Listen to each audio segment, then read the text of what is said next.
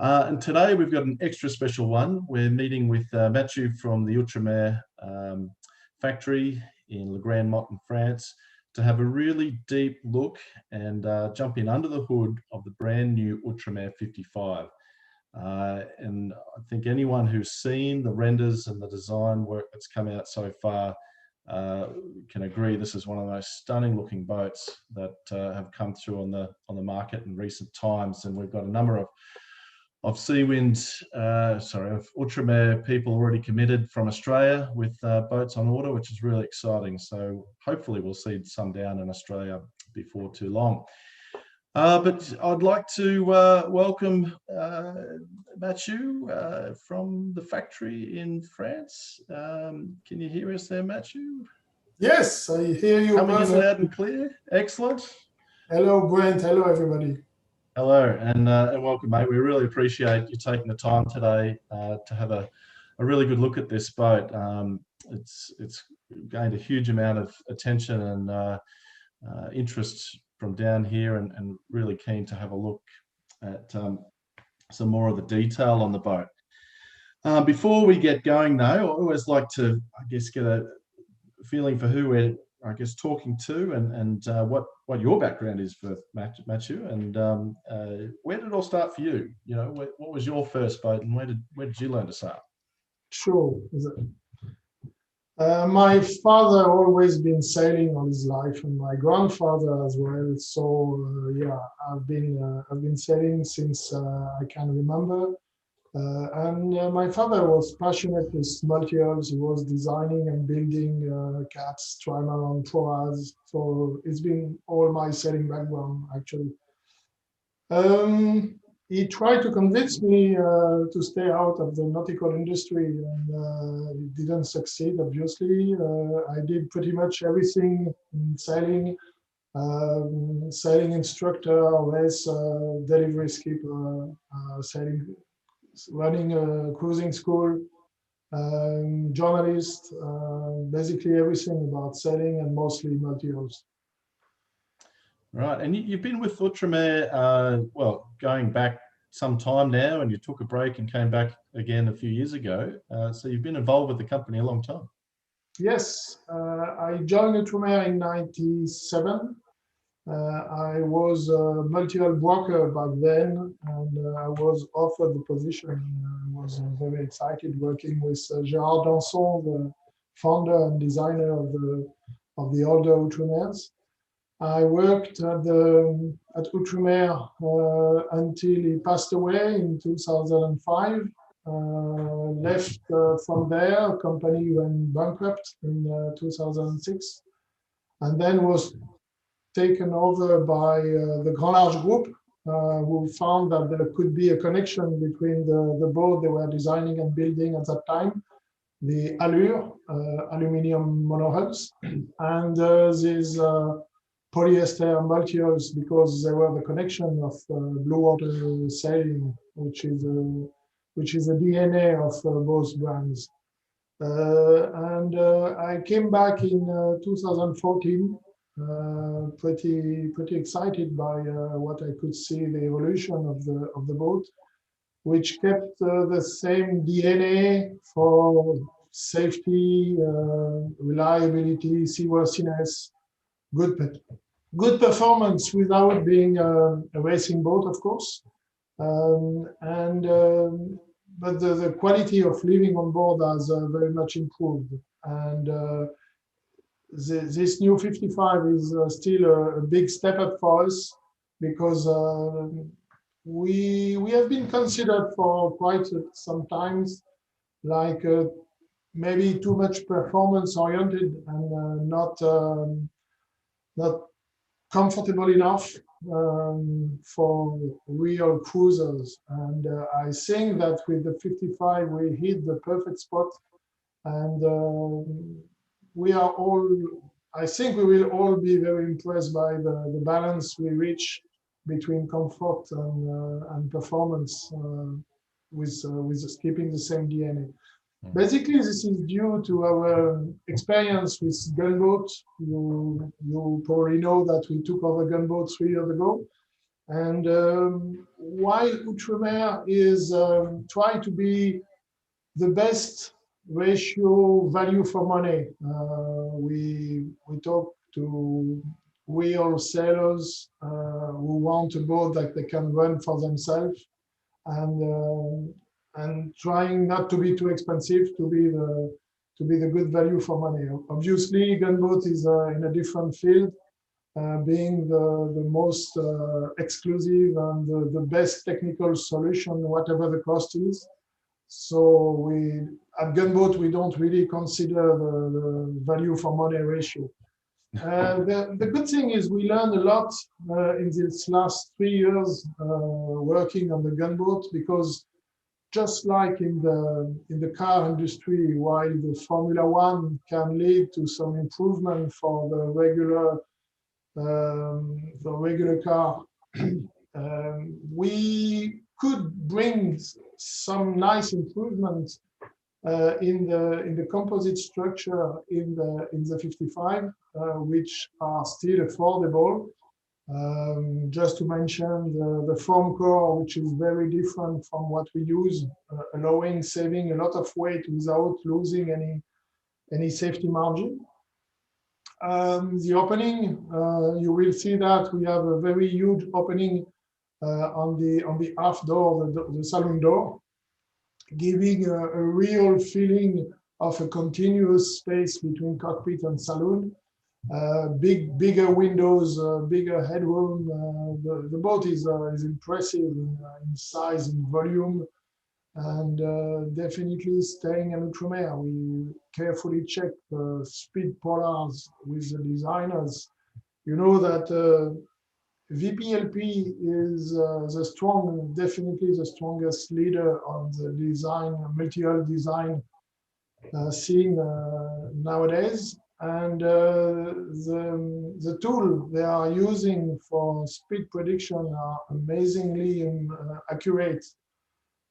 On the latest gunboat 68 we launched, which was a brand new design, the reality of the performance was within 2 to 3% of what was predicted 1 year ago, 1 year before. So we know where we are going, and I think it will be a really impressive boat. Yeah. So just a couple of points there. So for those unaware, the gunboat factory sits right adjacent to the Outremer factory, and obviously there's a sharing of knowledge and technology between the two. And we've seen this on Doug's Outremer 4X with the foam core you're talking about, technology there. And yeah, it's really impressive to see what's been done on the gunboats, trickling through a little bit to the Outremer as well. So talking about VPLP, and in fact, we've got a little slide here I'll just bring up, showing some of their underwater profiling. So some of the technology that they're using to, I guess, artificially tank test the hull designs is pretty impressive, isn't it? Yes, there was a very strong improvement in multi-hull design over the last few years. You could see that on the racing scene with the big trimarans. But even for the cruising boat, this was a big step. They have the tool to work on so many different configuration and design lines. They could test, and with the most accuracy, they could test all different design, and it was a very interesting step. Some 20, 30 years ago, multi-hull were designed the same way monohulls were, meaning everything has to be balanced. Center of gravity, center of effort, center of buoyancy, so people were conceiving multi-hulls the same way they were designing monohulls. And actually the boats are very different. And in the last 20 years, everything moved back, and the boats are not bouncing in the waves like they did with monohulls.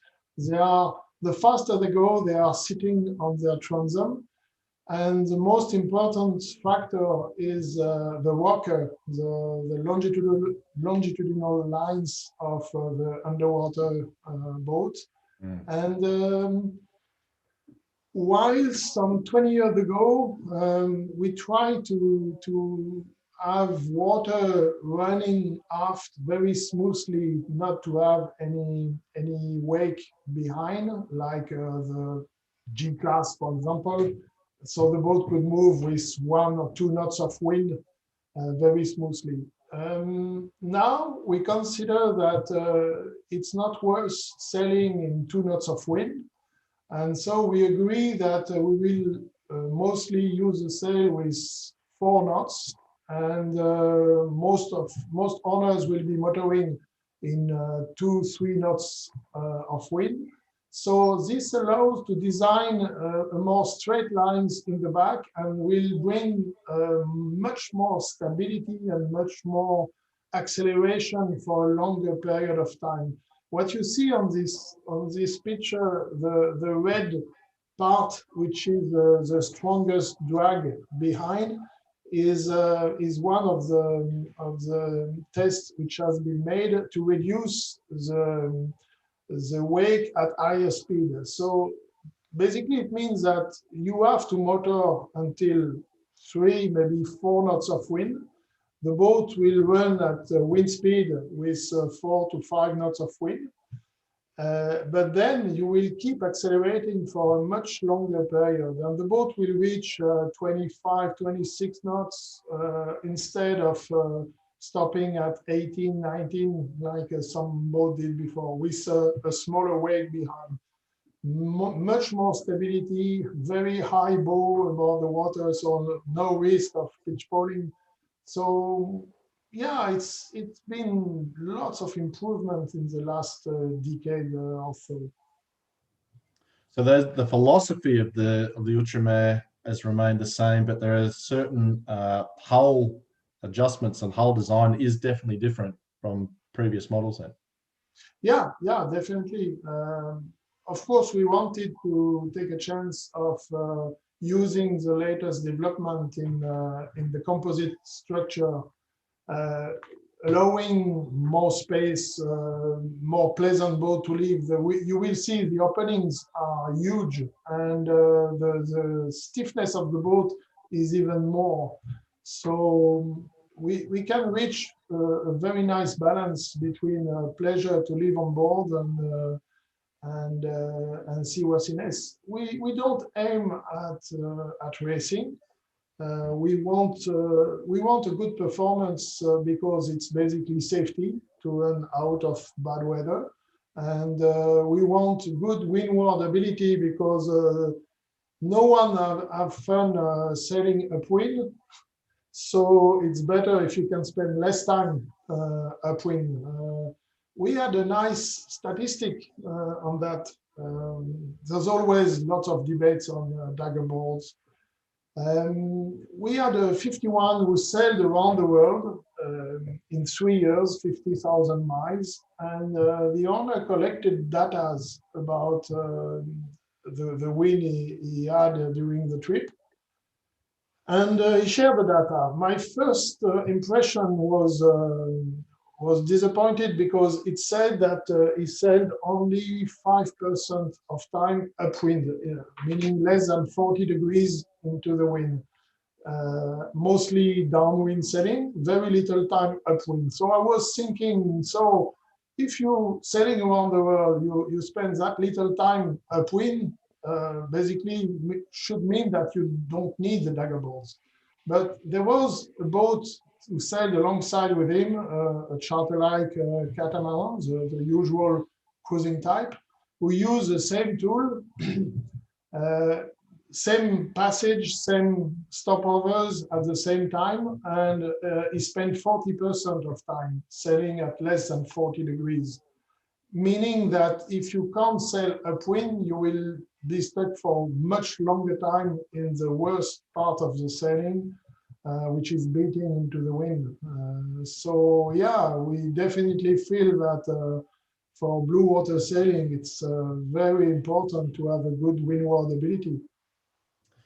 Well, it's something we see also when the boats arrive back in Australia after they've done an Atlantic and then a Pacific crossing, that the engine hours on something like an Outremer versus the engine hours on other, other heavier boats are quite different. There Yeah, just yeah. seems to be a lot more sailing going on in general. Yeah, this 51 sailing around the world 50,000 miles spends 620 hours on the engine 620 hours sailing around the in, world on the engine. in 3 years. And he said that most of it was due because he had to collect a crew for airport and that kind of stuff. But he said that he doesn't need more than 100 hours per year. Uh, That's extraordinary. Wow. Well, there's a stat for you, folks. 620 hours of engine hours around the world. While we're talking about sailing performance, obviously a big element of performance comes from overall displacement, and the boats, Outremer have always been comparatively quite light. This one's under 14 tons. So how do you achieve the lightweight element of the design? Yeah, for sure. It's really important to keep the boat light. Um, one important point when you want to go sailing around the world is to define what payload you need. And this payload can be carried by different type of hulls. Obviously, we are on the slimmer side with longer hulls. So the lighter the boat, the more payload you get.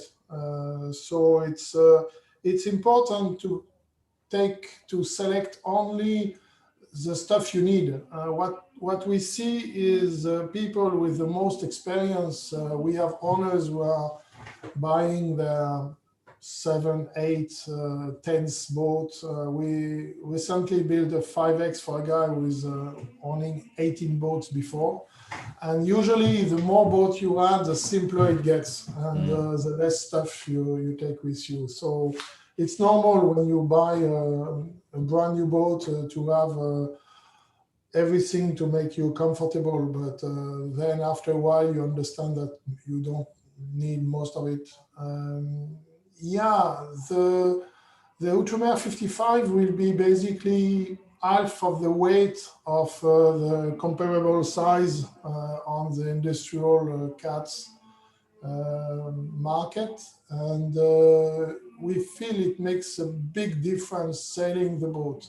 Of course, docking, pulling lines, it's easier, but also maneuvering. Actually, maneuvering a boat is more related to its displacement, than to its length.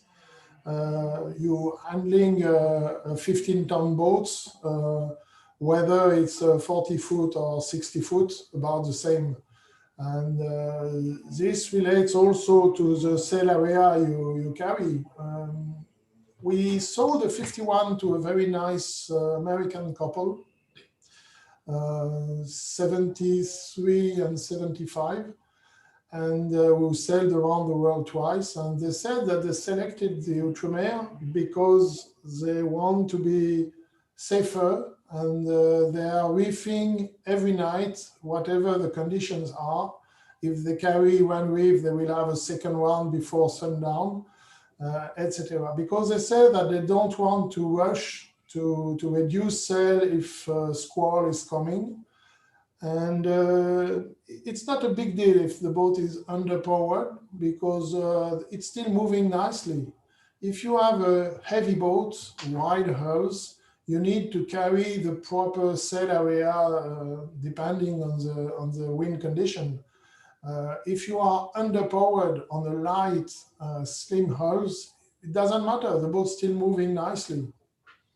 So it's less tiring, less stressful, actually, to be sailing underpowered on an Outremer than having to reef and send back the mainsail twice in the night on a heavier displacement. And the way you're achieving that, I've got an image here of some of the resonant fusion taking place, and there's obviously quite a bit of carbon in the boat too. Yeah, we learned a lot about boat building and infusion. You know, we were one of the very first shipyard in the world moving to infusion. We started the first test in 2002, and all the boats are fully infused since 20 years.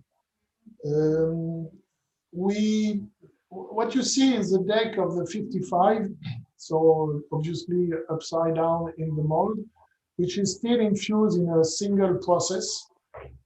And it's a huge area, and it's very impressive, the ratio, the resin ratio we reach. So what you see, the whole structure, and what you see is half of the structure.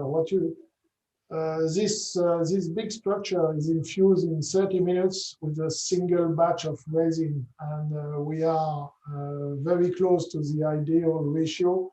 Actually, we're working with l'École des Mines d'Alès, a very uh, labeled engineer school close to us, who is using our samples to show what you can achieve on composite work. So yeah, we had to put much more carbon in this boat that we are used to, because that's the way to compensate such a wide opening. You see the front door, and I will show you the real thing in a few minutes. So very little surface area in the corners of the coach roof. So obviously you need lots of carbon there, and this is coming straight from gunboat and the big experience in carbon we had there. The difference with gunboat is we are putting carbon where it's really useful. On the gunboat, there's no question asked. It's only carbon everywhere. We use carbon on the Outremer where it really matters.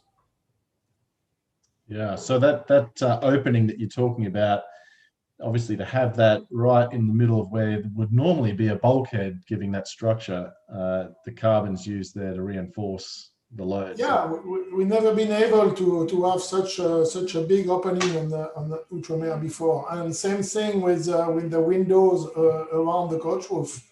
The headroom is huge, because we understand that owners are getting taller and taller, and it's not fun to bump your head every time you move in a boat.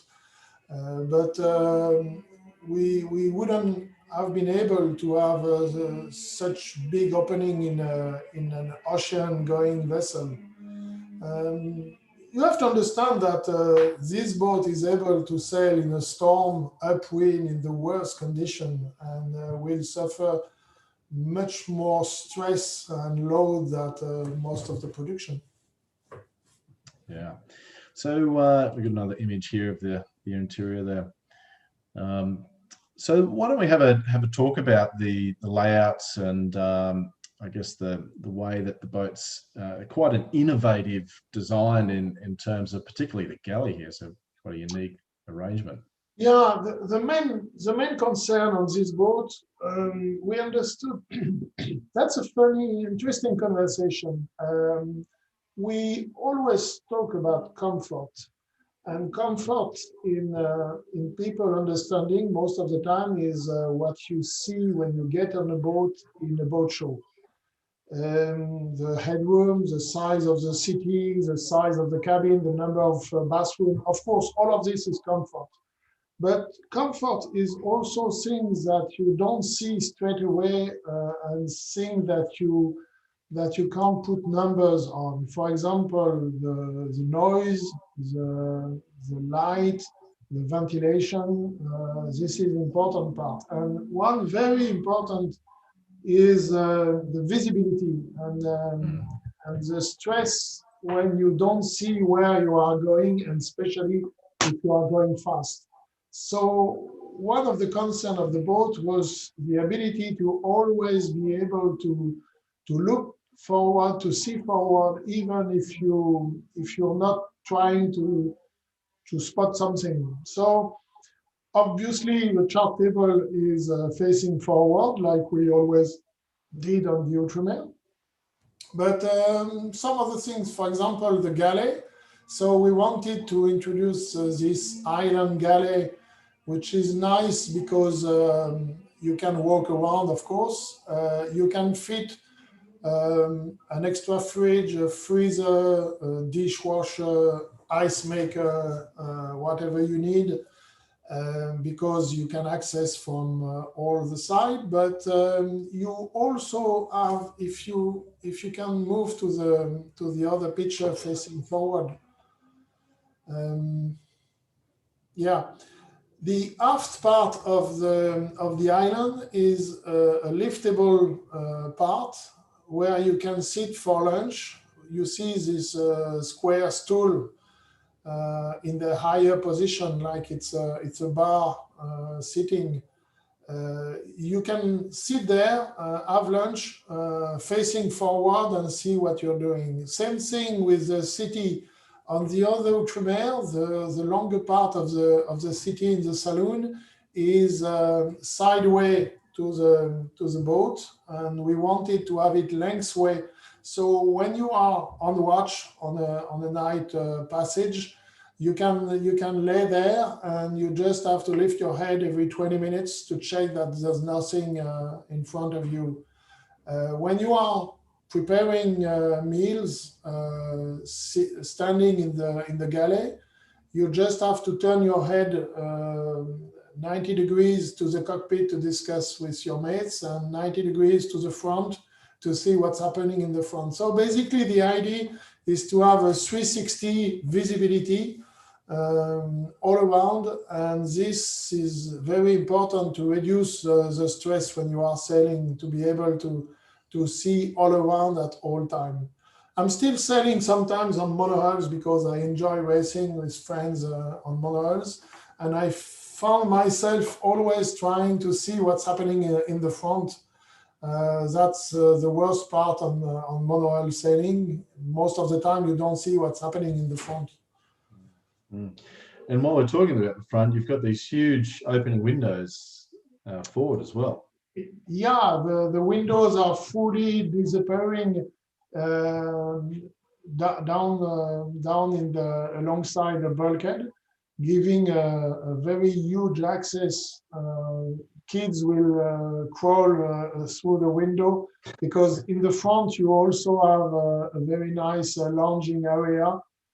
So to enjoy the view when you are sailing downwind or when you are at anchor. So you will be just a few inches away from the fridge and from getting this nice cocktail. Now I think you had some images of the lounging there. That yeah, let me share that.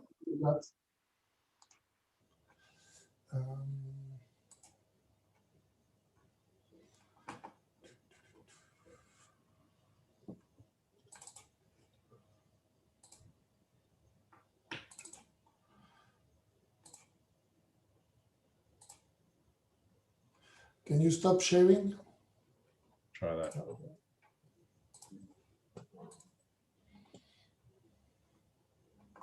There we go.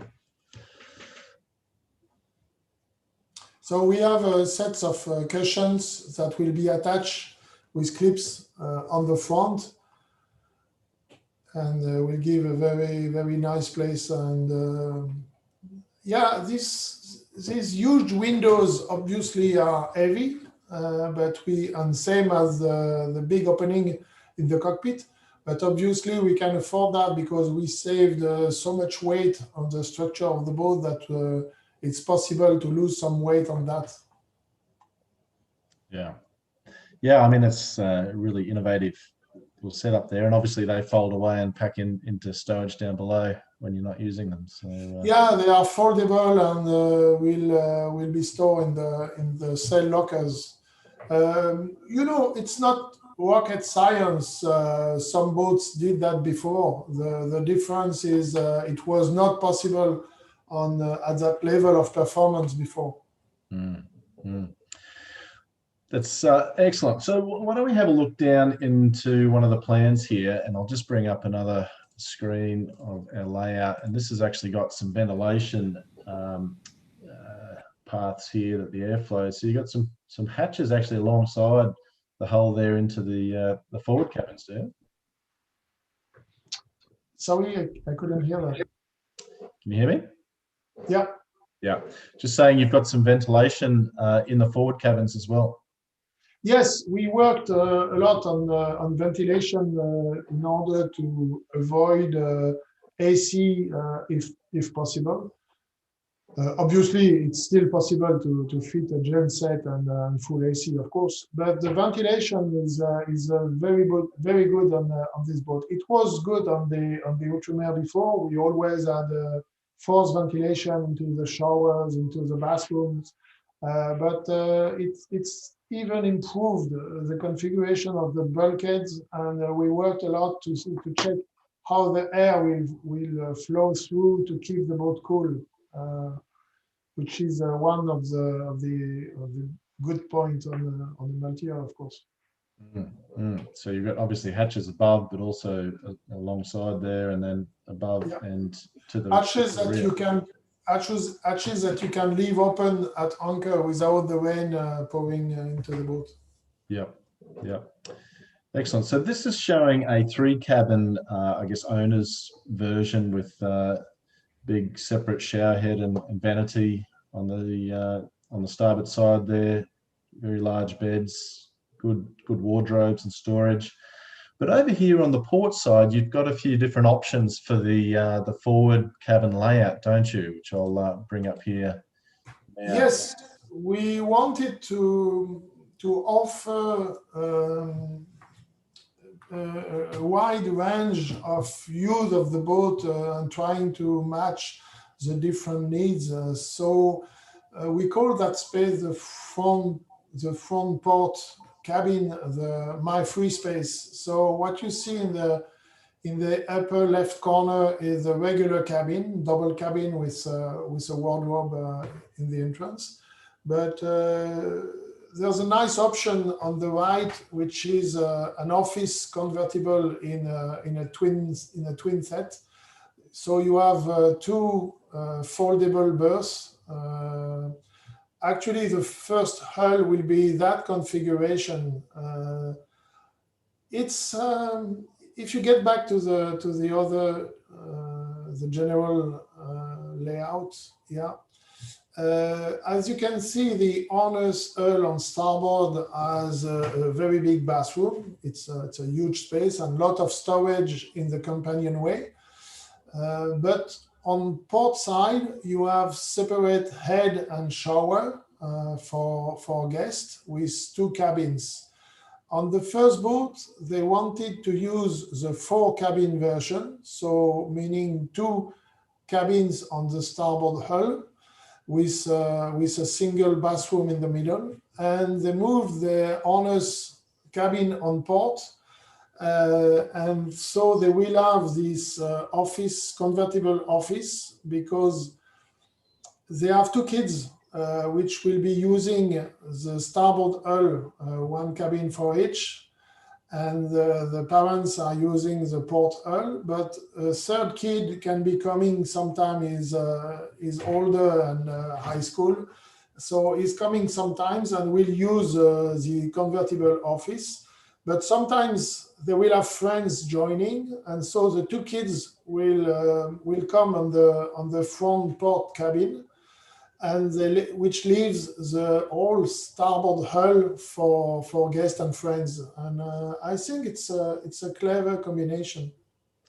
Yeah, and it's worth pointing out here, so this is actually a folding bunk here that's in the fold up position at present, and equally beneath it is a secondary bunk that you can also fold up if you wish to. Yeah, exactly. So we also, and it's a large desk with a huge opening. I will show you the boat. You will see that. Then on the bottom line, you have the skipper's cabin with 2 beds and shower, bathroom in the single space. Office, workshop in the middle, with plenty of storage, or a big walk-in closet for extra storage if needed. So if you select the 4-cabin version with the lower right configuration, actually you will have 3 cabins, separate head and shower in the port hull, and a big storage area in the front. So this would be the owner's hull on port. So basically, all these options give you the ability to design your own boat and to match possibly all needs, most of the needs at least. Yeah, that's a really innovative way of offering that as part of a production boat, which is pretty unique. This is more customization that you'd normally see, which tends to become very expensive and time consuming. So pretty cool that's being offered straight off the production line. Let's have a look while we're going through the interior of this is the owner's cabin here. Now, we just went through this with another Australian customer this week. The head height through the cabins is exceptional, isn't it? You're talking over 2 meters of head height. Yeah, 2.5 meter, and without any obstruction hitting your head in the entrance of the cabin. So yeah, it's never been reached on an Outremer before, obviously. Yeah. Okay, and while we're looking at various layouts and things, well, what I want to move here to now is the very innovative arrangement that's in place with the dual helm, with the folding helm arrangement from the famous seating arrangement to sit out and sail, normally with a tiller on the Outremer. But you've gone to a wheel on this that you can fold back inside into the cockpit. Why don't you tell us about how this works? Yeah, this is also thanks to gunboat. As you know, on the gunboat, the helm station is inside in the middle of the boat with a big wheel. So there is lots of transmission, and the helm of the gunboat is the smoothest you can imagine. It's you just steer with 2 fingers, and it's very pleasant. So we felt that we could afford, we use the same system, torque torsion tubes. We felt that we could use the same steering station. What's important on an Outremer is to have pleasure steering. So pleasure can come from tiller or from a wheel. What really matters is the transmission to give a smooth feeling. And we have lots of customers coming from monohulls, good selling monohulls.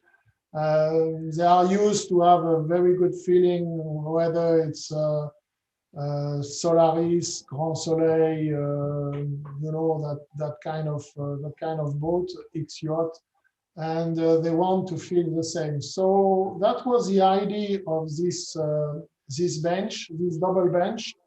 Balancing the wheel on the exterior, where you can steer with 2 fingers with a perfect view in front of you and on the sails, so you can get that pleasure. But most of the time you will probably be on the autopilot, and this double bench with a backrest will be very comfortable to watch the sunset, listen music, or just resting with your wife. And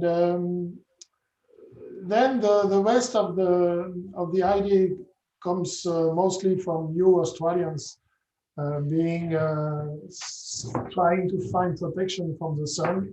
So you can swing the wheel into the cockpit to be fully protected under the bimini and steer from the inside, with still a 360 view around the boat, trying to reaching the engine control if needed. Obviously, for docking, you will keep the wheel in the middle, vertical, so that's a position to have the best control on the boat. So yeah, same story. We didn't invent this wheel. It was used 20 years ago on monohulls to avoid having two wheels on small monohulls. Mm-hmm. And then on other cats, but we felt it was a good way to avoid this ugly dodgers and to have something covering all the use you could ask on a boat. No, absolutely. I think for Australians, we really appreciate, well, firstly, the really wide sun protection over the cockpit here. And obviously standing down here, controlling the boat from inside in full shade, but also full weather protection. Like if you've got pretty wet weather, it's probably a nice place to hide, and you've got the full protection of the coach roof in front of you. Yes, you will have a curtain that you can draw on the side just You're to looking protect directly you. through these windows, so Yeah. and the windows are very large too, aren't they? Yeah, yeah. Yeah, so great visibility. And you were saying before, when you're actually motoring the boat, this goes into a vertical position at the wheel as well, so you can stand there and stand up, see over the top of the boat, so you get really good visibility when motoring and maneuvering into a marina pen. Yep. Yeah, and I think we've got an image here with our friend here sitting on the seat, but this is a wider seat than what we've seen on the previous Outremers. So you can sit there with a friend. Yeah, let me show you what we will have.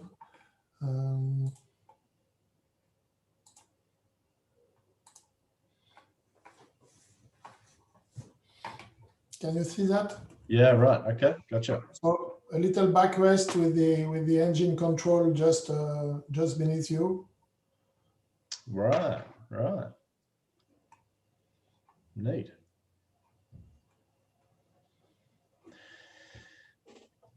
Actually, we just had a quick question come in while we're here at the helm from Simon. Where do the instruments and nav equipment fit? Yeah, you can see there. Oh, instrument, you will have a pod for the chart plotter under the bimini. Mm-hmm.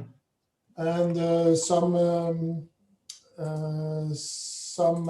displays on the bulkhead, so we can customize and angle it the way you want, depending if you want to have a better visibility when you are on the bench or in the cockpit. But basically, that's the purpose of the orientable pod for the chart plotter, where you can display all instruments, so you can check it when you are sitting in the cockpit or on the outside in the sitting.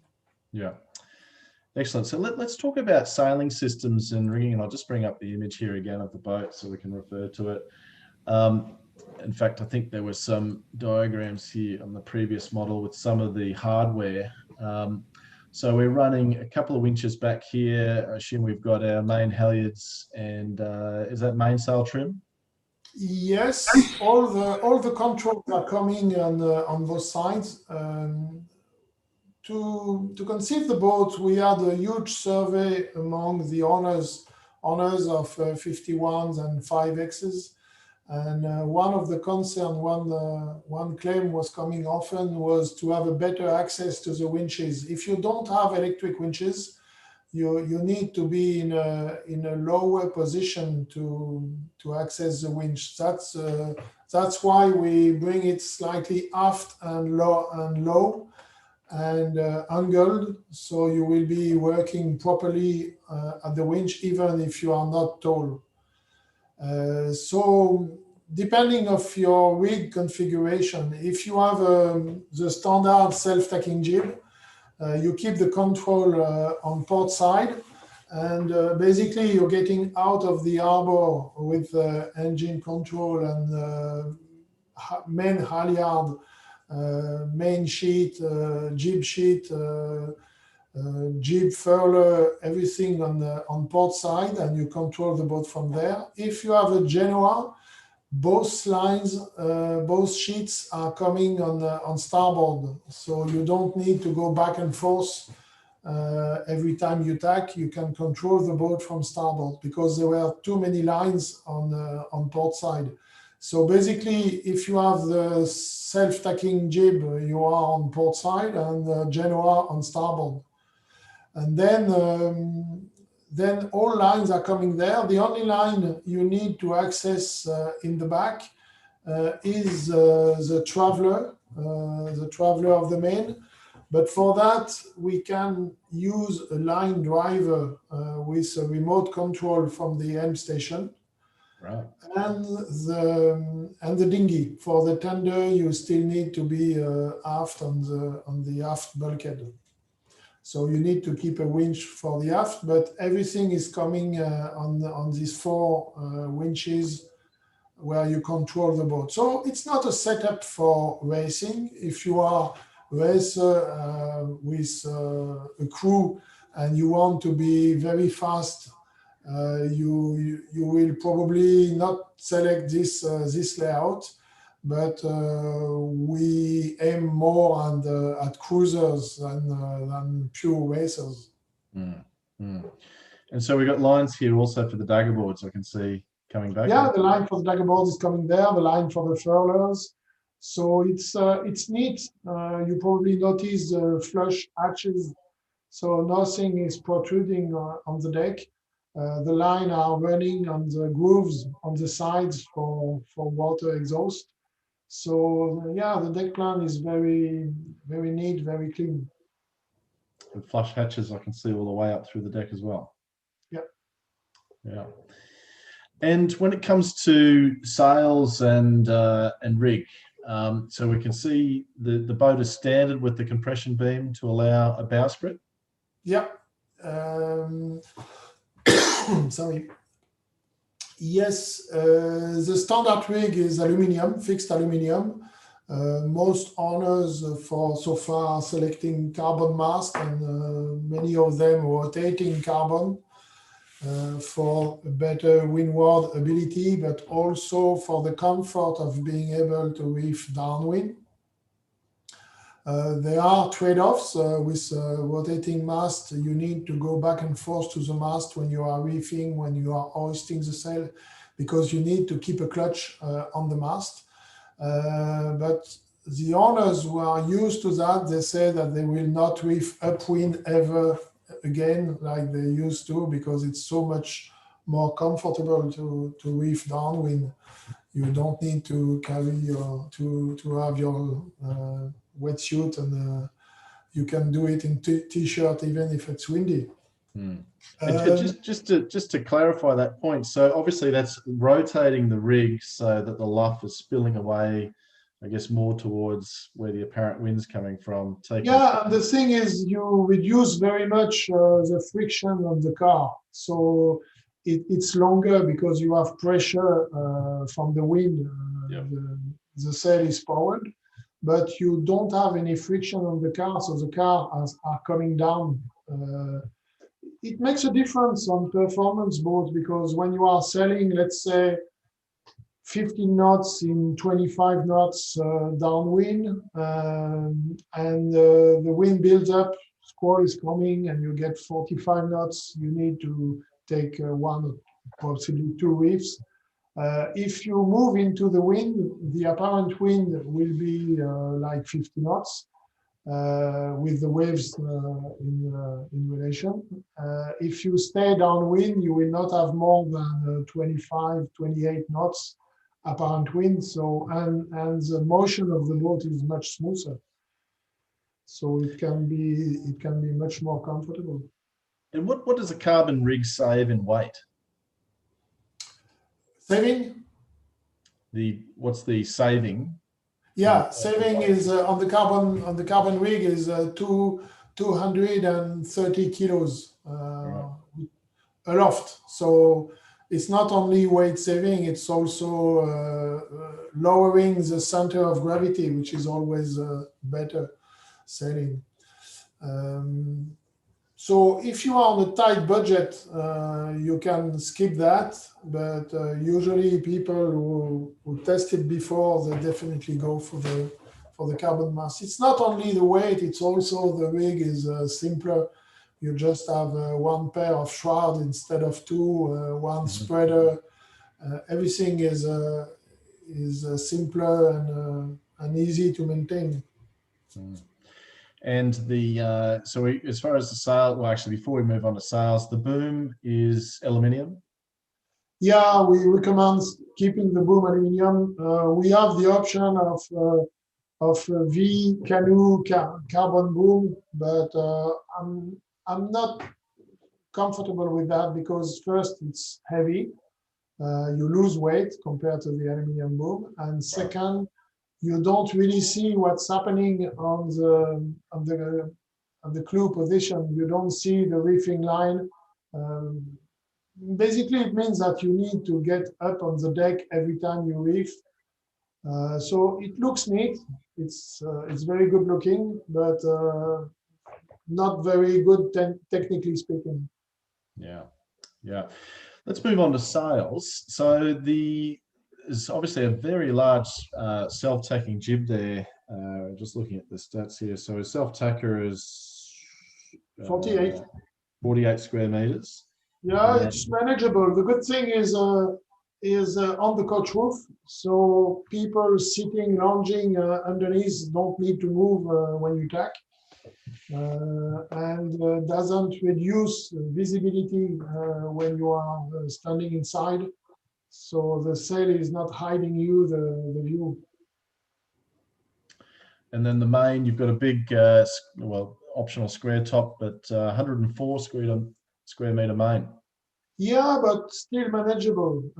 We wanted to keep it smaller, uh, to be lighter, to be cheaper, and to be easier to manage. I saw a question, Simon, asking about widths. If you increase the beam of the boat, if you increase the width, you increase the weight or the price very much because you need to use a whole carbon structure. Of course, the boat is more powerful and you can carry more sail area, but the main idea is more to be lighter, simpler. You probably saw the recent racers around the world, the holders of the Jules Verne Trophy. They use the same platform, the same trimaran, 30, 40 foot long, but the rig is smaller than it used to be 15, 20 years ago. The idea is we now have the knowledge of weather routing to have a better course on the water, to use the wind properly, to stay in the proper position to have the wind you want. And it's lighter to have a smaller rig. You need less crew, you need less food, less water, less spare. So you are lighter, you are more responsive, and it's better to have a boat that you can use at racing at 90% of his capability for the longest period of time instead of having a very huge potential when you have 5 knots of wind and then being reefed all the time. So sailing around the world, it's mostly trade wind sailing, which is 12 to 25. So there's no point having 2 more meters mast to carry sail in conditions that you never meet. So the boat is simpler to build, cheaper, lighter, easier to use with a smaller rig and slightly more narrow. The other point of the width is if you increase the width of the boat, you need to raise the bridge deck because you have more water, more waves coming beneath the hulls, and so more slamming occurs. So if you increase the width of the boat by 10%, you need to raise the bridge deck by 15, maybe 20% if you want to keep slamming at the same level. And as far as extra sails go, I mean, what do you recommend packaging the boat up with? This is a highly debatable discussion, but what do you recommend to put with the boat as far as spinnakers? The main answer to that is if you want to have a stay sail. if you want to sail with a stay sail in 30, 40 knots, then you will probably have a genoa for better performance in light wind. So if you have a genoa, there's no point having a cut zero. So it's more like a Gennaker, the regular Gennaker. If you have a Gennaker, then you will probably have a spinnaker for the dead downwind part. Most owners, cruisers, blue water cruisers will keep the self-tacking jib combined maybe with a cut zero for light wind sailing, because self-tacking jib, the sail range is 12 to 25. So if you have 5 to 10 knots, obviously you are underpowered. So it's nice to have a cut zero for that matter. But once again, if you sail around the world under the trade winds, you will hardly use a cut zero. It's mostly for med sailing, for Atlantic sailing. I don't know, maybe the condition in the north of Australia where the wind can be lighter. But the best sail on this boat is probably what we call the cut D, which is a downwind Gennaker, which a combination between Gennaker and asymmetrical spinnaker, because it's furlable by one person. It's so easy to use, so it's probably the best match on this boat, which is to be used by a couple. It's still a big boat. We're talking large sails, so it's better to keep it simple. Excellent. We've got a couple of questions here. Does the longer on allow for setting a stay sail? So we just talked about that. Obviously, the stay sail is coming up through the compression beam here. And come back to anything make self-tacking. The Kim's asks here, did anything make the self-tacker more self-tackable? So obviously yes. It's a radial track there, so it's that's a pretty smooth tack line. Yeah, we worked on that, and that was one of the points mentioned by the owners of 5X and 51. So the jib track is more curved on the 55, and we worked on the geometry of the sail plan to be sure that the length is exactly the same whatever the position is. So it will be running very smoothly. Yeah, that was a question from Kim, an Outremer 49 owner. So he knows the boats well. Good to see you on board, Kim. So let's move to, actually, you might have some slides there, I think, showing the solar panel configuration of the boat, which I thought was pretty neat to see. Because you can get quite a bit of solar on this boat, can't you? Yeah, we have a few renderings showing the difference with the 5X.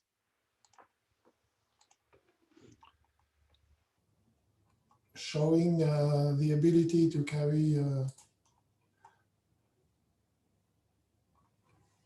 much more solar panels.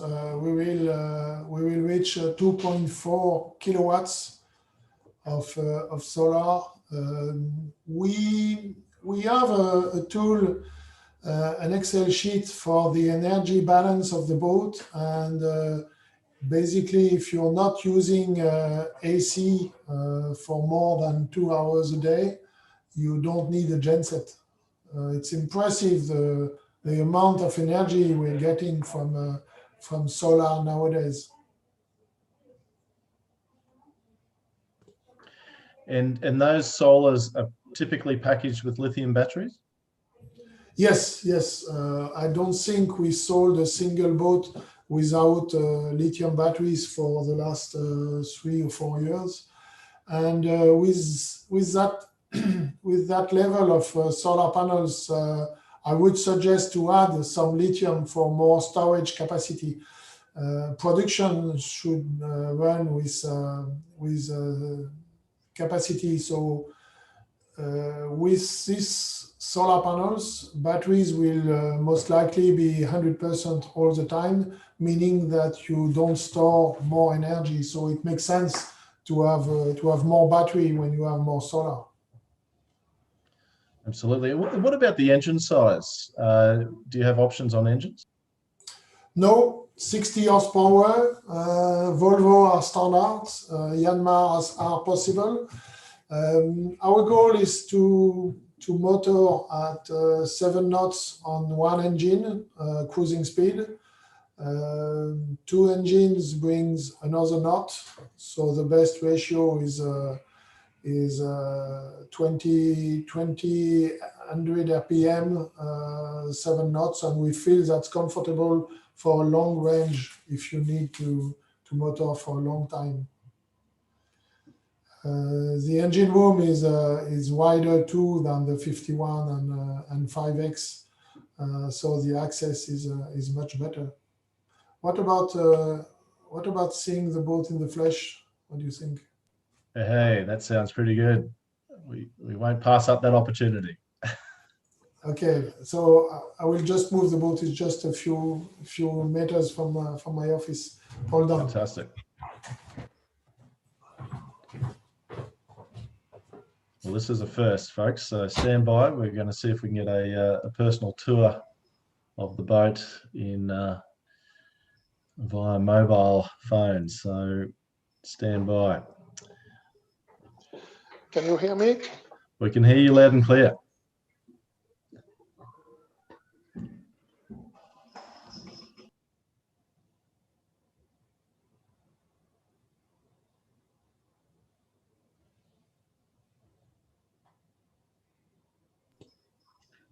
It looks like we're losing a bit of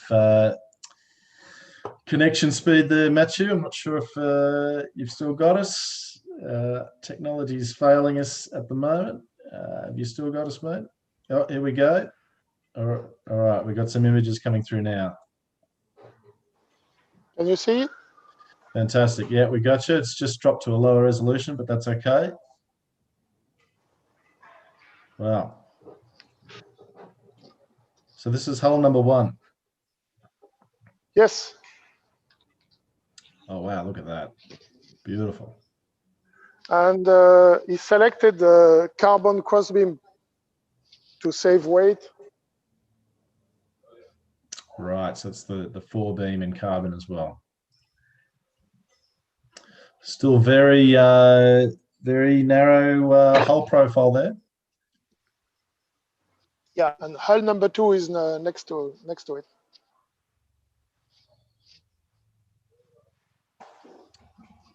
Fantastic. A big raked bow too. It's quite pronounced on this model, isn't it? Yeah.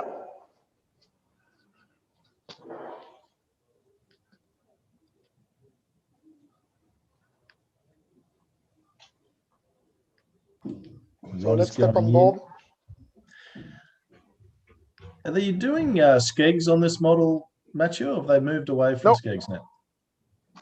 No, we can't. Actually, it's highly not recommended by VPLP because they say that if you want to keep it sacrificial, it will be not strong enough and will get off by itself. So it's still possible, but not recommended. And there you have that cockpit is where it's all at. Look at that. There's an enormous opening there. That's a massive change in configuration. It's all of that carbon coming in use. And look at the headroom on it. Wow.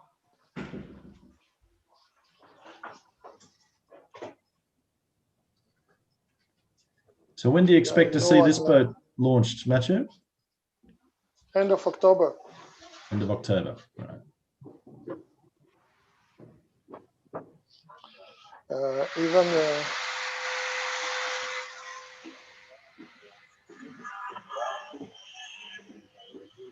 you saw the guy in the front is 1.9 meters. Plenty of headroom throughout the companionways there.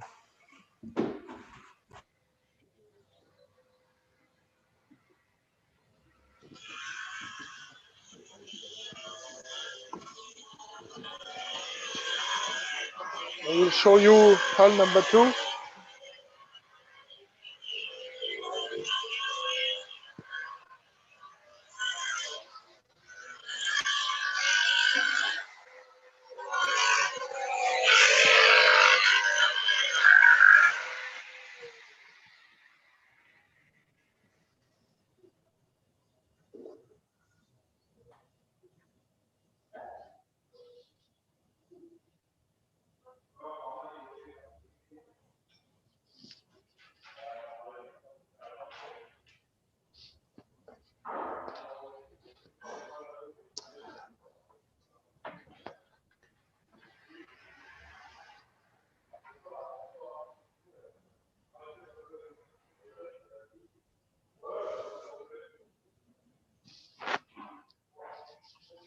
So this is a regular Honors version with Honors hull on starboard.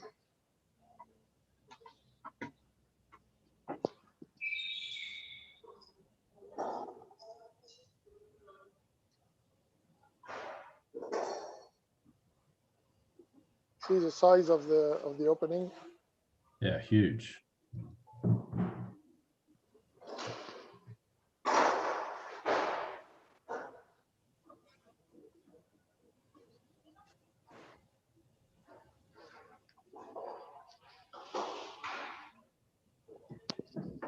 Massive windows. That's for the front cabin. Yeah, it's a big difference from what we used to do. So that's the bathroom. We are in the bathroom, and this is the shower.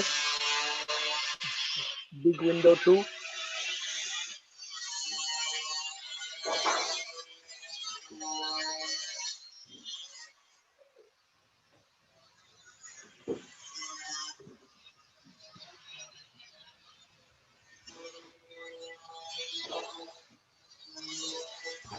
Big carbon bulkheads.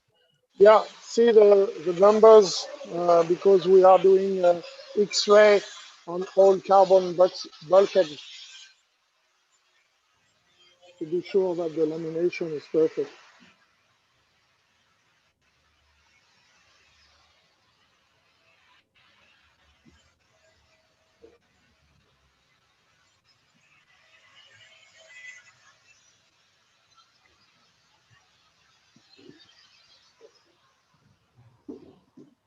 So hull number 4 is underway,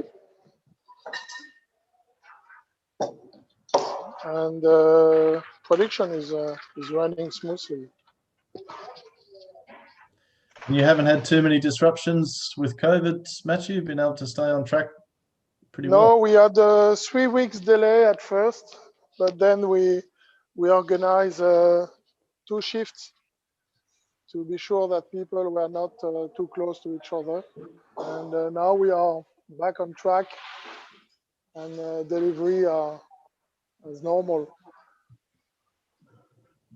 It seems that it's more complicated for Australians. It's very complicated here, that's for sure. But we can still get on the water. Most of it. Not everyone, but most of us. But hopefully this will be over in a few months. There's the gunboat factory next door. There you go. Yeah, a friend from Gunboat, and maybe they are doing infusion on the next hull of 55.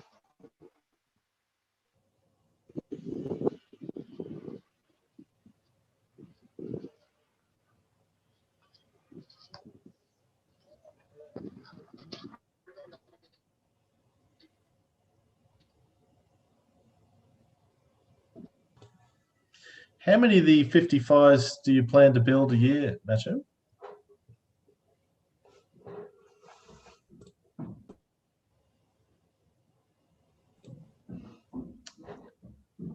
we've lost you again. So this is hull number 3.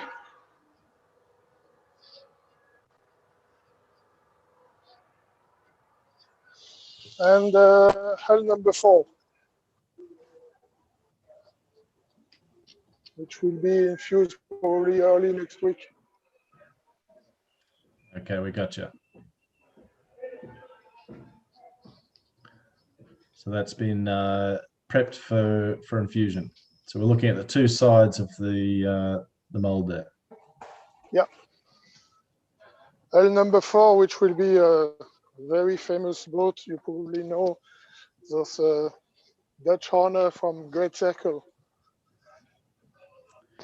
Yes, I think they're joining us today even. But I mean, we've got some fantastic videos. Anyone interested in the Outremer 55 should jump on the Great Circle YouTube channel, because there's some excellent videos of the 55. They're giving all details of their boat being built at the moment. And this is the guy in charge of the 55 now. And the deck of hull number 2, which will be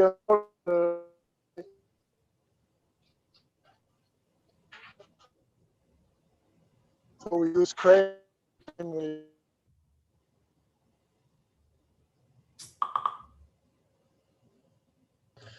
We're just losing you again there, Matthieu. The mobile technology is still catching up, but I think we got there a deck being flipped over with the cranes. I'll take it.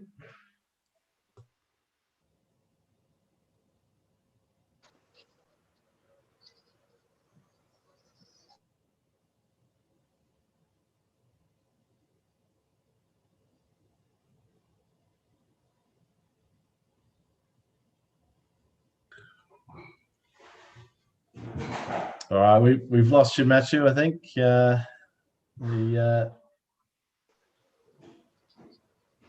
connection is dropping out on us. So there we are, back with you.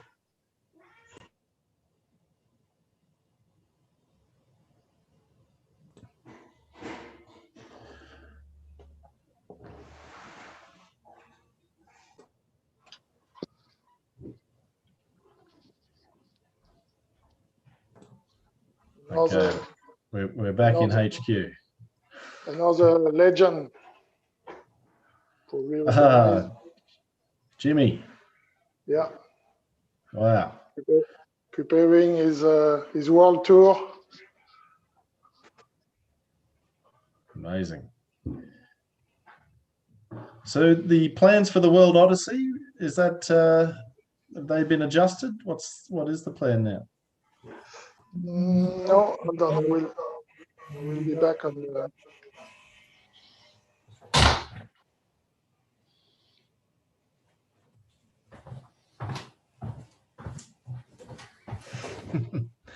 An excellent tour, thank you. Yeah, the Odyssey didn't change. Start in September next year. September 21. Hopefully, COVID will be behind us. Excellent. All right. Well, listen, Matthieu, we've run a little bit over time there today, but I really appreciate that. It was a very comprehensive tour in the end, and great to see a couple of boats in the flesh, as we say. And it sounds like the first one will be out before too long on the water, and hopefully some photos coming down the line. Yeah, sure. Excellent. Well, listen, again, thank you very much, Matthieu. For any information that anyone wants to get on the 55 pricing and further details, please get in touch. We'll put our details up here on the screen. There is still some production available that's not too far in the distance for those interested. So get in touch, and we're happy to quote you up and provide you some more of the information. Yeah, we still have the next available slot is February 22, and then we will move to September 22. Yeah, excellent. All right. Well, thank you again. Appreciate your time, Matthieu. Enjoy your Friday and weekend, and we look forward to watching this development closely, and can't wait to see the boat on the water. Sure. Okay. Talk to you soon. Thanks again. Bye-bye.